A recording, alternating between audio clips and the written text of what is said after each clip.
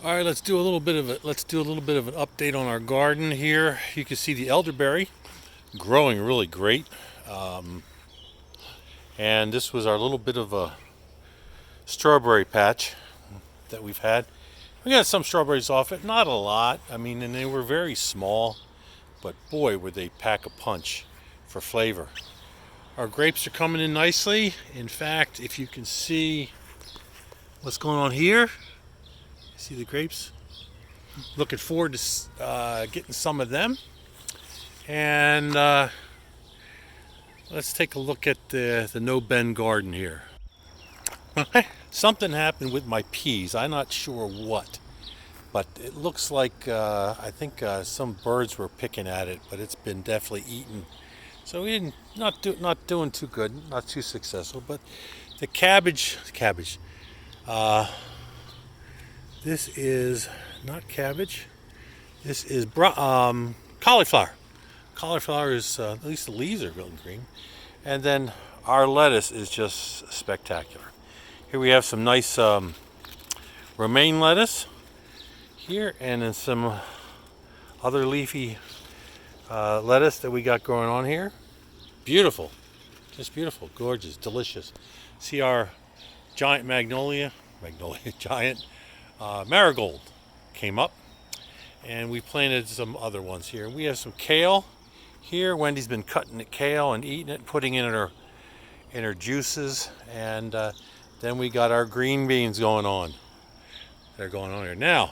Underneath it, we have our zucchini. Our zucchini plants there, and then I have one plant there of cucumber. And on this side, we got two sections of cucumbers here. I didn't pull those apart at all, but I pulled one off and planted it here. So see how that goes. Now, our tomatoes. I like the stems on these. They're nice and thick. I have to pull off, for instance, on this tomato, I got to pull off one, two. I'll cut those off. Also stems, I don't like having real low stems on my tomato plants. So there's another one there. I gotta weed that stuff out of here. I don't like that. And, plantain, we got here, the chickens like the plantain. And we have some basil, some more marigolds. And then, look what we have here, some blackberries. Look at all those blackberries. Can't wait to try some of that, our own blackberries. This will be the first time we've ever had blackberries. So, yeah, excited about that. So, and then our apples. See, apples are growing. This is the Sweet 16 apple. So we'll see how that goes. This is the tree last year that had the only apple we had on it all year long. It was only one. Our strawberry basket is doing good. Look at that. We had, this is a red strawberry coming out of it. Strawberry basket and a thistle. Let's get those thistles out of here. There's some more. We got thistle everywhere, as you see there. Now, we have a Jonathan apple. I think they're Jonathan. We got some here. There's two there, and then there's two someplace else. There are not many on that at all. Then we got some apples on this. I can't remember what these are now. So you see the nice apples on there. Again, that's the first year for apples on this particular tree. And then our peaches are growing. Nice size. You see, they're getting there. You know. So I hope they don't have what James Prigioni calls curculio bugs. Maybe they do. I don't know. We didn't put anything on this, didn't spray it or whatever. So I'll see what goes on with that. Now let's go take a look at the blueberries. Our blueberry plants that we just recently put in. Got some new green growth on it, which is happy. I'm happy to see that for sure. Nice new green growth. All right, can't wait for this to start flowering up. This is a mountain mint, and the amount of pollinators on this is absolutely spectacular. And we have our Swiss chard. Very nice. Wendy decided to stop cutting that. She was putting a lot of that in her smoothies, and the spinach is gone. So we got to figure out what we're going to replant over there in that bucket. Something else that'll grow. I tell you what, this is really cool. Last year we only had one bunch of grapes on this, and our trellis, look at all those coming in. The grapes that we had were down here. They were down here. There was the only bunch of grapes we had all year last year. So it looks like we're going to do really well here. I just hope that the birds don't get to them first. Now you see some nice sunflowers here. We had this is the lower blueberry bush. Oh, I got one little blueberry in there. Good. It's the darkest one there. This one gets eaten more or less by the ground animals. And then you can see what we did here. What I did here is I put this on to keep the birds away from it, because they are just, it's disturbing. Anyway, see all the blueberries that we have here on our plant here? They're getting pretty close to being harvested. And I hope that this scare technique works. I saw it in somebody else's yard locally, and I said, well, let's try that with the blueberries. So I've seen one of the catbirds or mockingbirds over here, which is the ones that really devastate these plants. And then this is the sick one that we had, but well, we're still getting some good blueberries there. We'll probably have more blueberries on this than we have leaves, which is good. That's a good sign. So, and we have our pawpaw tree. We planted this 3 years ago. It was down only about where the size of that flag is, but it's growing right now. They grow up to 30 feet tall. Looking forward to seeing that.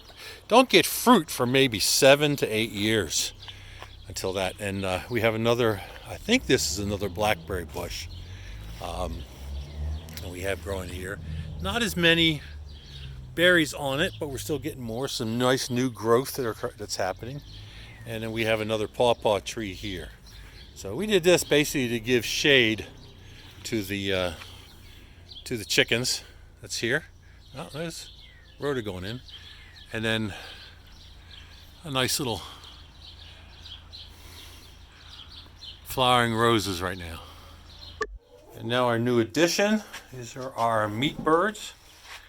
We have 17 chickens, 16 of which are the white ones, not the,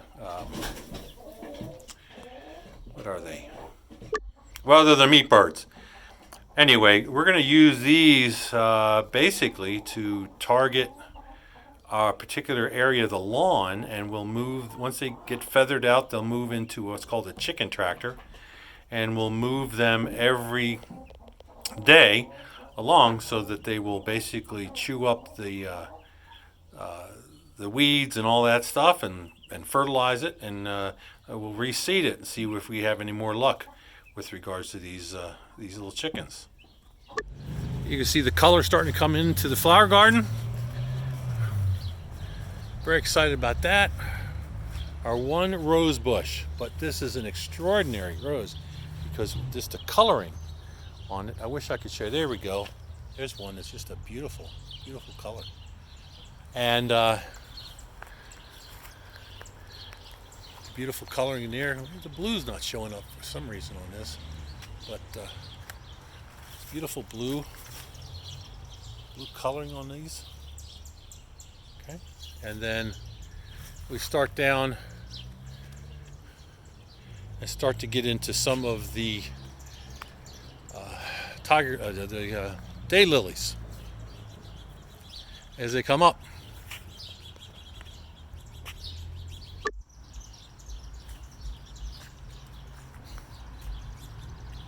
Yep. We have a few other plants that we're going to be transplanting into this area over here. Coreopsis and some lantana that we'll be putting in. be putting that over here in front of here after we do some mulching. And our new yard, remember there used to be a big 50-foot tree sitting here. And we had new landscaping done. Our hostas, we're going to probably change the hostas out to a multicolor. But turned out very nice. And of course our new gate. As you see, we love it. And then we had some huge lilac bushes all throughout here, just huge.